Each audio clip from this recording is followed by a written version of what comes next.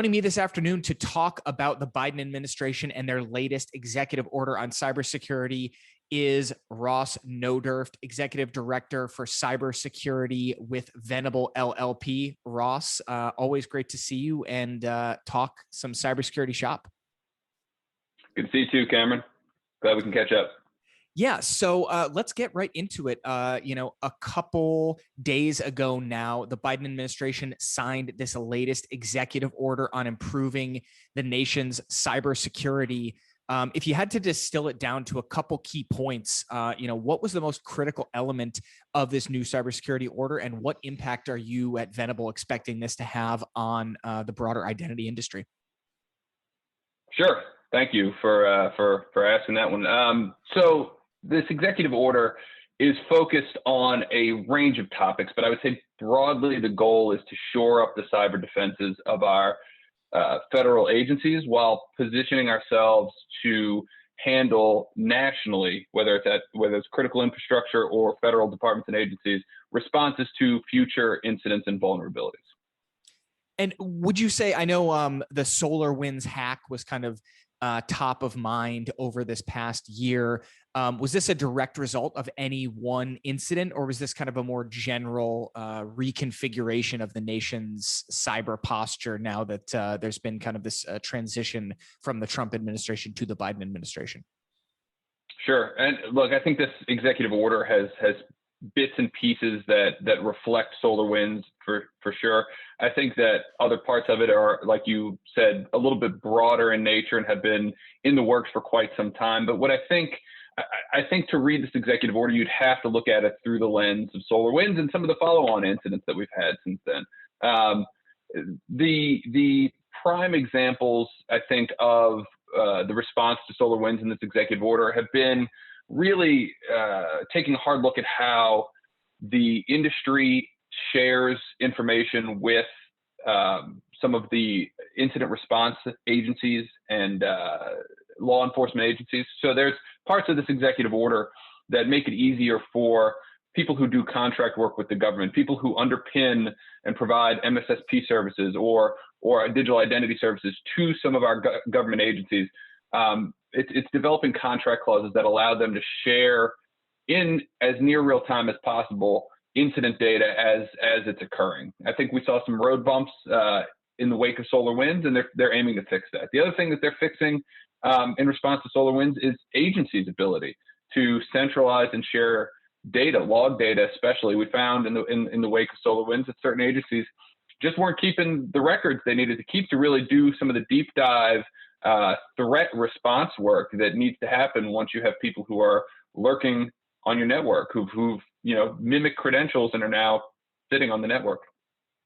And one of the other mandates is this notion of moving towards a zero trust architecture. And there's some deadlines, within 60 days of this order, the head of each government agency needs to kind of develop a plan to implement zero trust architecture. If you had to pick some winners, if you will, from this order, would you say that cybersecurity vendors that can sell zero trust architecture into the government might be poised to see a little pop from the fact that this mandate is now in place? So if I was a vendor selling cybersecurity services in the federal departments and agencies, regardless of whether or not they are labeling their product zero trust, they should pay very close attention to both this executive order and some of the other things that are coming out. I mean, there was cybersecurity funding in the American Rescue Plan. There will be future cybersecurity funding in the infrastructure bills that pass. There's going to be additional cybersecurity funding in different agency budgets. So I would say that this executive order portends a windfall for modern technology vendors. I think that cloud service providers who have participated in the federal marketplace for quite some time are poised to really, over the next 3 to 4 years, see a significant shift from federal departments and agencies. And I think that's important to recognize for a second that yes, this is the beginning. This is like somebody holding up a gun at the beginning of a race and pulling the trigger. We have a long race ahead of us to do this. People can't just modernize by flipping a switch. They have legacy systems. They have data spread across environments. They have a lot of work to do to really understand what their environments currently look like and figure out how to migrate in a way that's not leaving a lot of gaps in their current infrastructure and environments. So cybersecurity vendors, especially zero trust vendors who have been kind of beating that drum for a while, are definitely in a good place right now. Absolutely. So Ross, in terms of digital identity, there's some specific provisions within this cybersecurity order that really, I think, bring digital identity to the forefront in ways that maybe haven't been done previously within the executive branch. Can you talk a little bit about this impact specifically on digital identity?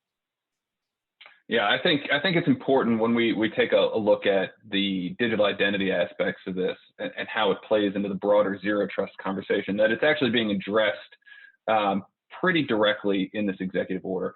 There's an understanding that agencies right now have started to move in the direction of adopting multi-factor authentication across their enterprises. But there's also the recognition that there are a lot of different disparate use cases that can't just be solved by broad adoption of a PIV CAC card, right? You have a PIV card, you have the second factor that's the PIN, and that only goes so far, especially now that we're in a time where in-person proofing is a lot more challenging. So I think there's a policy M1917 that loosened the reins a little bit on what it meant to really provide secure multi-factor authentication and what agencies were allowed to use. And I think that's going to enable agencies to kind of meet the demand here. What the executive order says is within 180 days, agencies shall adopt multi-factor authentication and encryption for data at rest and in transit to the maximum extent consistent with federal records and laws. So what that means is agencies that have done significant work to get their folks to a certain level of security using the PIV and CAC card, they have to complete that life cycle, right? So a lot of agencies we see are in the 80%. So there's another 20% delta that a lot of agencies still haven't hit because those use cases are hard. And they've, again, been made even harder through the virtualization of the workforce. So I think we're going to see especially some enterprise ICAM vendors and identity as a service providers really be in a good position right now to take advantage of helping agencies plug those holes, plug those 20% holes across the federal enterprise right now. That's really huge. Yeah. And I think, you raised a lot of great points there, specifically with regard to, getting to 80% is great, but getting to that 100% is really critical. And it sounds like this executive order is going to be a big push to finally kind of button up those last holdouts when it comes to agencies that had not been implementing kind of the latest and greatest best practices around multi-factor auth. Yeah, I was very encouraged by the fact that this particular provision within a very large executive order had the most oversight baked into the process. And what I mean by that is agencies have 180 days to get to good, to finish plugging those holes. And there's check-ins at every 60-day window along the way. That's a recognition that this really it really underpins security at the department and agency level, and that agencies have to get to a point where it's ubiquitous across the enterprise and adopted fully across the enterprise. And then the best part is at 180 days, if they can't do it, they have to detail in excruciating, readable, hopefully leakable documents that we can go and look at and say why they can't get there. And hopefully that'll enable industry to help solve the problem. I mean, the folks that we work with go to the federal government and really want to partner to solve these problems. They're not looking just to sell a piece part to a larger component of zero trust. They want to really work with their other vendors in the space and work with the other systems integrators in the space to solve the problem that agencies are looking to solve. And I think that this push gives some of these vendors an opportunity to really help agencies get to the point where they need to be. That's fantastic. Yeah, I think it'll be interesting to see how some agencies fare with that deadline, and who gets named and who gets shamed. Beyond that kind of sunlight or disclosure based enforcement mechanism, are there other mechanisms in the executive order that can force these agencies to comply, or is it just kind of a best faith effort?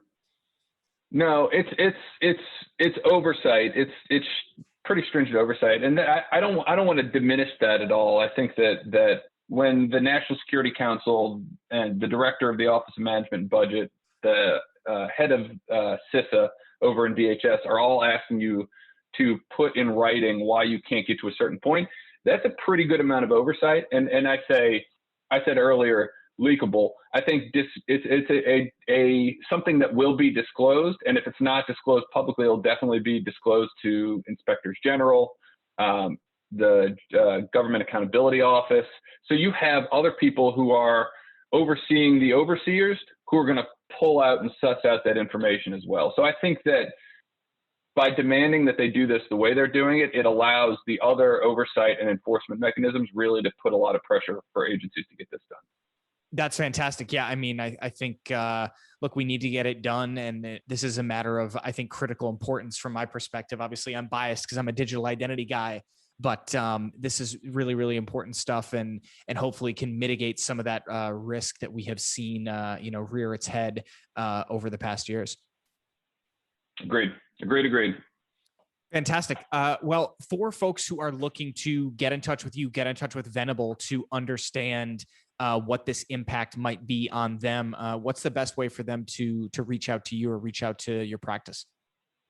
Sure, absolutely. I mean, my email address, I can give you my email address to Cameron. It's rbnodurft@venable.com, which is really not easy to spell, but I'll make sure to put it up there. There are other ways we're on the web under Venable. You can find us there. Just pick up the phone and give us a call. We're around, happy to talk.